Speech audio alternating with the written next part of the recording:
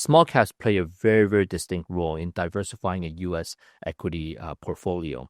So many portfolios today are naturally tilted towards large cap stocks, as mentioned earlier. And this is driven by the market cap weighting exposure and exceptionally strong mega cap performances. Small caps broaden that diversification. Adding a Russell 2000 exposure introduces companies with different business models and return drivers. So it's not just more holdings, but a different source of return. They help balance concentration. Small caps can complement large cap exposures and reduce reliance on a relatively small number of dominant stocks, creating a more even distribution across the market.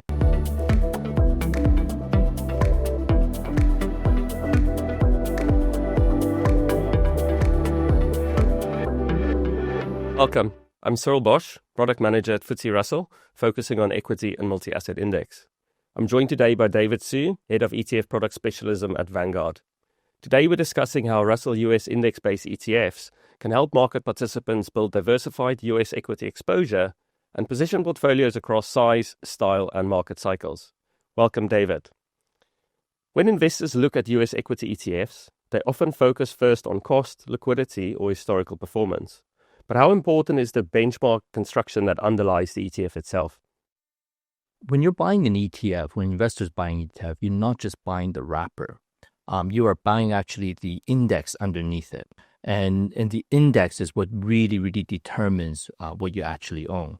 So it defines what you own in terms of country allocation, weights, segments. And so while cost and liquidity are very important when you're thinking about buying it, the benchmark construction is fundamental because it shapes your exposure and your diversification and ultimately your risk and return profile. And that's where the Russell US indices are very important and very helpful. They're built on very transparent and rules-based methodology. And it clearly defines how companies are included, how companies are weighted, and in some cases, how they're excluded.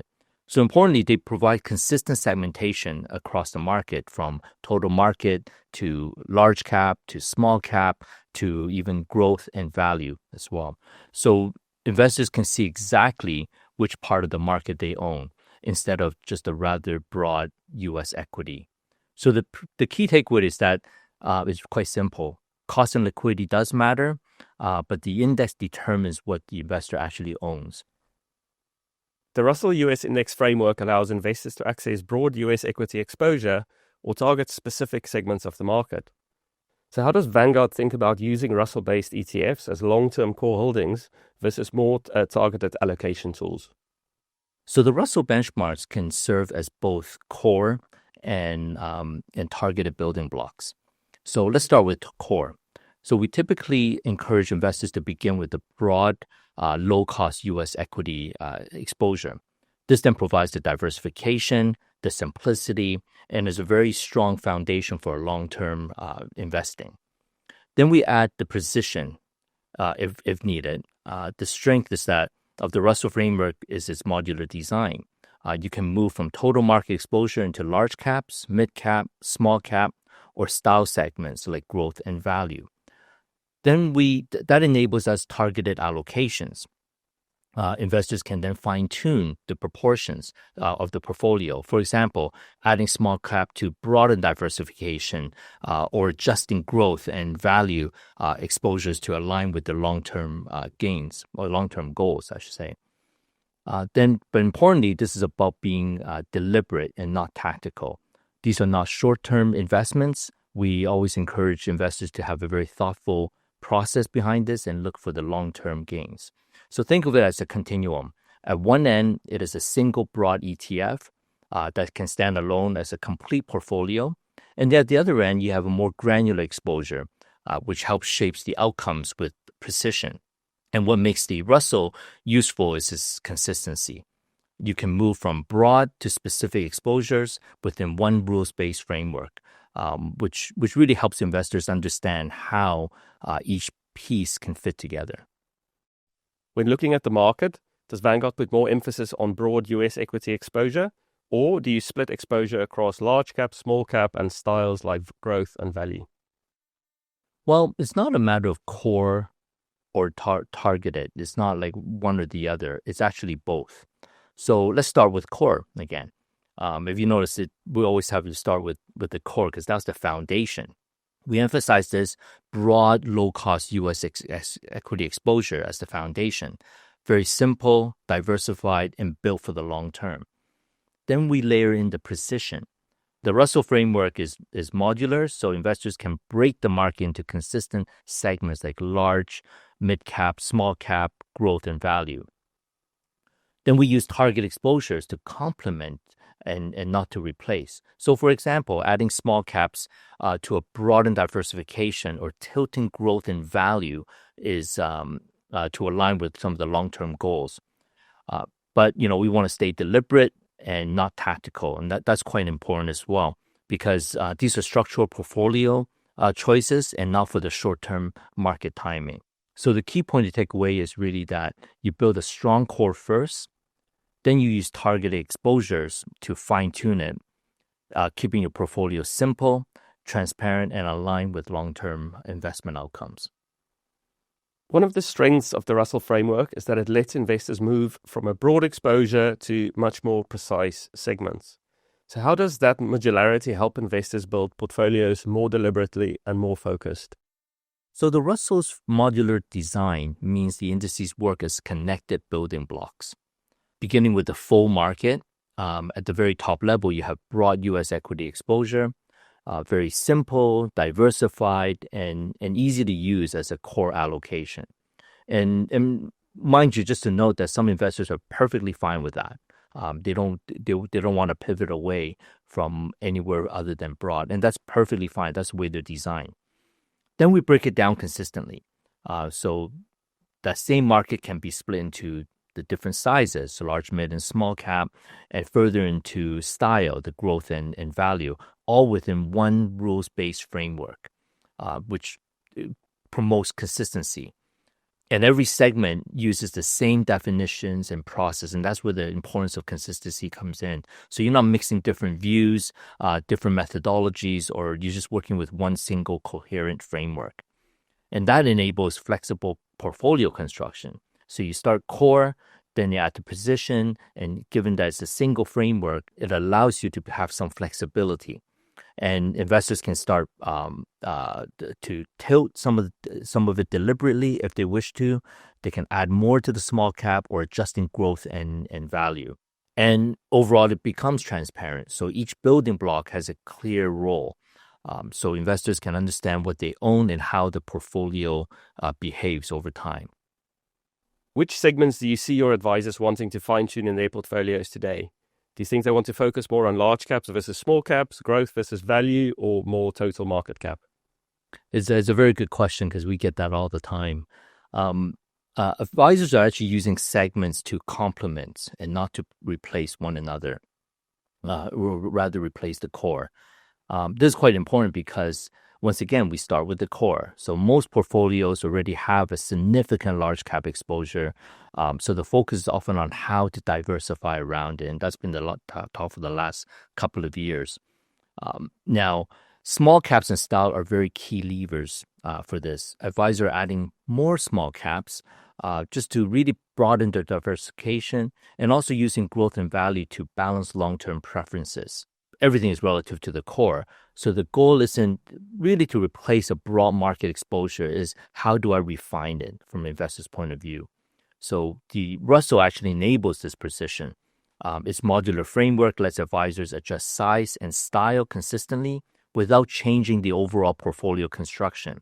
So the key point is that the trend isn't picking segments or it's using them discretionary. Rather, keep the core simple and add target exposures only where they feel it's necessary and where they're comfortable with that exposure.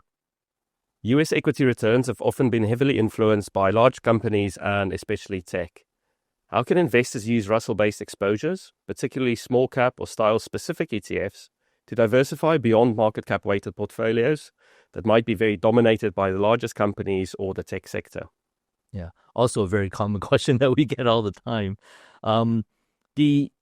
let's begin with the context of this, right? So the U.S. equity markets have become more concentrated, as quite obvious for many of our clients that mentioned that as well. With a large share of those returns really driven by the mega cap stocks in most of the indices that are market cap weighted. So then when we begin with a broad core, most investors will start with total market exposure to capture the full opportunity set in a simple, diversified way. And as I mentioned earlier, many investors are very comfortable with that total broad exposure. But then we can also add a diversification lever, right? By adding small cap exposure, we can broaden that diversification and a little bit away from that large core allocation. As you know, small caps are driven by different factors and do reduce reliance on a handful of mega caps. Mid caps also play a very important role, and in fact, mid caps sometimes get overlooked. They sit between the large and the small caps, and sometimes they do get underrepresented. But it helps balance the overall size profile of the portfolio. Style adds another dimension. Growth and value exposures can help manage portfolio characteristics. So, for example, balancing a growth-heavy large cap tilt. Focus on the structural, not the tactical changes. As I mentioned earlier, these are very long-term diversification decisions and not short-term market timing. So the key point really is to start with a broad core, then use size and style exposure to diversify the beyond that concentration, and then building a more balanced portfolio overall across the full U.S. The U.S. market. You mentioned concentration. Are you concerned about concentration in the largest US stocks at the moment? And how do you think market participants are reacting to try and address some of these concerns? Yeah, I think concentration is a natural part of any market cap investing, but it can also be managed. Market cap indices naturally concentrate in the largest companies. That reflects how markets evolve, and that's really one of the benefits of buying a index product is so that you can participate fully in the performance of the market. But it can lead to reliance on a very few stocks. So it's important to assess where your risk and returns are really coming from. Russell's modular framework helps address this. So investors can really complement core exposures by adding small caps or mid cap segments to broaden that diversification. Now, notice that I point adding and not replacing, which is a very important fact to take note of. The style can also help as well. So, for example, you can add value exposure to complement and offset a growth heavy large cap tilt. So it's not about avoiding large caps altogether, which is a very common misconception. It's about complementing them, and so portfolios are more balanced across the full market. Russell style indices use a transparent methodology to classify stocks by growth and value. For investors who want to position portfolios across changing market environments, how can growth and value Russell ETFs help them express views, rebalance their exposures, or invest more systematically? Yeah, very good question. So the Russell growth and value exposures really provide clarity and control in any portfolio construction. Russell uses a very clear rules-based methodology, so growth and value classifications are transparent and consistent. That actually helps investors understand exactly what they own. There's a couple of benefits here. So the first benefit is really expressing a view. Growth and value behave differently across market environments. Investors can tilt to value for more valuation-sensitive, defensive exposure, or tilt towards growth for innovation-led, higher growth companies. The key is that these exposures are clearly defined within one framework. The second benefit is really about rebalancing. So over time, market moves can shift a portfolio style mix. So, for example, strong growth performance can increase exposure unintentionally. Russell style benchmarks allow investors to rebalance back to their intended allocation in a very defined and in a very disciplined way. And why this works well? Well, growth and value come from the same underlying universe. so investors can adjust the exposures really without changing frameworks or creating inconsistencies. And this is actually quite aligned with the Vanguard's approach. We start with broad, diversified core, then use style exposures selectively to maintain balance, not to time the markets, and target a very long-term investment growth. While we're talking about timing the markets, this is a question I think everyone out there would really like to have the answer to. Which style do you think is better positioned over the next year?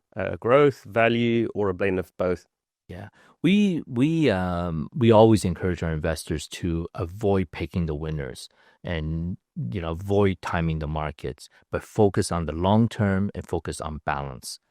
Be cautious on the short term calls. I mean, you see a lot of media out there promoting, and even independents promoting, and you get a lot of this, I guess, the FOMO effect, and that creates a lot of chasing some of these stocks. And it's really difficult to predict whether growth or value will outperform. Leadership can shift very quickly. We have geopolitical risks that's also can shift very quickly as well, as we've experienced in the last couple of years. Focus on the long term. That is the key. Growth and value play different roles and tend to perform at different points in the cycles. Using the Russell for clarity and consistency, the framework defines both styles clearly, so investors can really assess and combine them in a very structured way.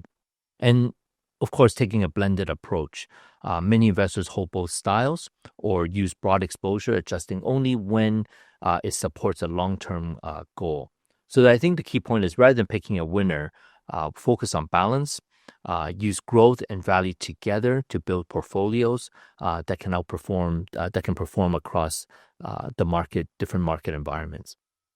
Small cap exposure is often discussed as a way to access different part of the US equity opportunity set. How does Vanguard think about the role of Russell 2000 ETFs in a diversified portfolio, especially for investors who may already have significant large cap or tech exposure? Yeah, also a very common question that we get asked. Small caps play a very, very distinct role in diversifying a U.S. equity portfolio. So many portfolios today are naturally tilted towards large cap stocks, as mentioned earlier. And this is driven by the market cap weighting exposure and exceptionally strong mega cap performances. Small caps broaden that diversification. Adding a Russell 2000 exposure introduces companies with different business models and return drivers. So it's not just more holdings, but a different source of return. They help balance concentration. Small caps can complement large cap exposures and reduce reliance on a relatively small number of dominant stocks, creating a more even distribution across the market. They also add cycle diversification, so small caps tend to perform differently across market cycles. So combining them with the large or the mega caps can really help build a more resilient long-term portfolio. And, in all this is all delivered within a very consistent framework. The Russell framework allows investors to combine large, mid, small caps in a very coherent, rule-based, consistent manner. And once again, that's aligned with Vanguard's approach. Start with broad, diversified core, and then using small caps where we feel there is a purpose for the long-term portfolio. How do you see your clients positioning small cap exposure in their clients' portfolios? And how do you think that's changed over the last few years, given what's happened in large caps, in big tech, and what do you see happening going forward?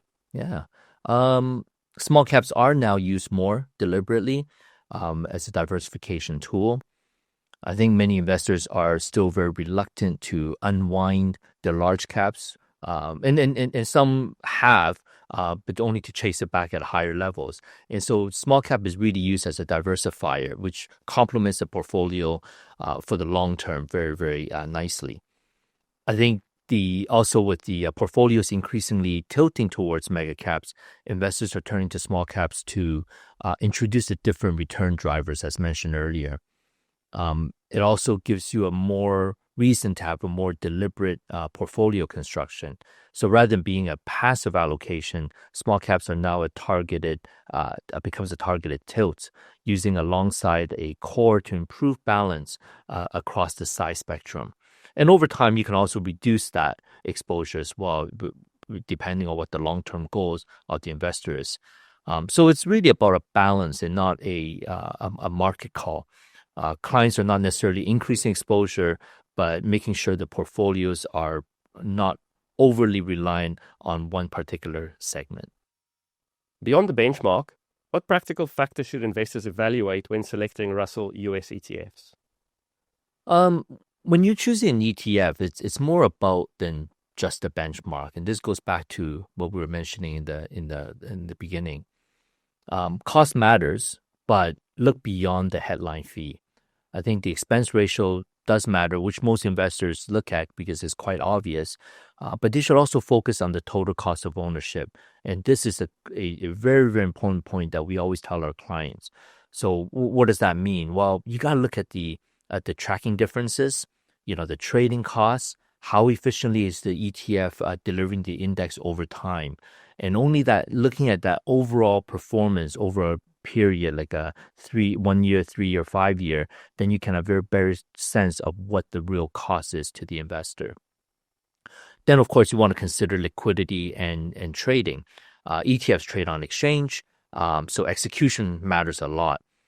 That includes bid-ask spreads, the underlying market liquidity, and really how well the ETF is supported by market makers. And you can see this quite obviously on some of the on-screen trading that happens. Now, mind you, in Europe, a lot of the on-screen trading does happen off-screen. So that's something that's very important as well to take note of. Then implementation also matters. Two ETFs tracking the same index can perform differently depending on how that portfolio is managed. So how rebalance are handled, how costs are controlled. This is where the experienced managers have an advantage. And then, of course, you got to think about tax relevancy. Depending on the investor's situation, the tax treatment in terms of dividends, withholding tax, capital gains tax can be different as well, depending on which domiciled ETF you end up choosing. But the most importantly, just focusing on the portfolio tilt. So investors should really ask themselves, what role does this ETF play? Is it a core holding or a targeted exposure? Does it fit clearly within the portfolio and support a very long, disciplined, long-term approach? So these are some of the key things that they should be asking. What does Vanguard do behind the scenes that investors may not see, but that makes a big difference to how the portfolio is implemented and how it performs relative to your peers? What happens behind the scenes can really materially impact outcomes. There's 3 areas that matters most in our opinion. First is the index implementation. Second is the trading execution. And third is the ongoing risk management. Implementation isn't mechanical. I think the broad misconception is that managing an index portfolio is very simple. You follow the rules and away you go. And it's almost robotic, but it isn't. In fact, it's very active in some of the decision making. So rebalances and index changes are very carefully managed and analyzed, really balancing the tracking accuracy because you really want to track the index tightly, but at a minimal cost and minimal transaction costs. Execution drives some of the real costs. Scale, trading experience, and access to liquidity really help minimize some of the bid-ask spreads and market impact. Risk management really ensures that consistency, continuous monitoring, and oversight really help keep performance closely aligned with the benchmarks. So giving that example of like the 2 ETFs, they can track the exact same index, but you will notice that sometimes they will deliver very different outcomes. So how that ETF is managed behind the scenes is absolutely crucial in making the real difference over time. Thanks, David. One final question from me. So looking ahead, where do you see the greatest opportunity for investors to use Russell US ETFs more effectively? As long-term core holdings, do you think it's more tactical allocation tools or as diversification complements to what they've already got in their portfolios? Mhm. The opportunity is really in combining the roles, core and targeted, more effectively. The biggest opportunity remains using broad U.S. equity ETFs as long-term core holdings, providing simple, low-cost, and diversified exposure. The evolution is really around what sits around that core. Investors are becoming more deliberate in how they use target exposures across size and style to refine portfolios. So Russell's modular framework enables this. It allows investors to add small or mid caps to diversify that broader large concentration beyond the large concentration of that portfolio. And also to adjust for growth and value to maintain that balance over the long term. So focusing on the structural diversification and not a tactical timing. So rather than making short-term calls, rather than chasing the latest hot stock, the value comes really from building a more balanced portfolio across time and across different segments. David, thank you very much for joining us today. It's been a real pleasure to have you and to discuss how Vanguard is using Russell US indices to deliver value for their clients. So thank you very much. Thank you. Thank you for having me.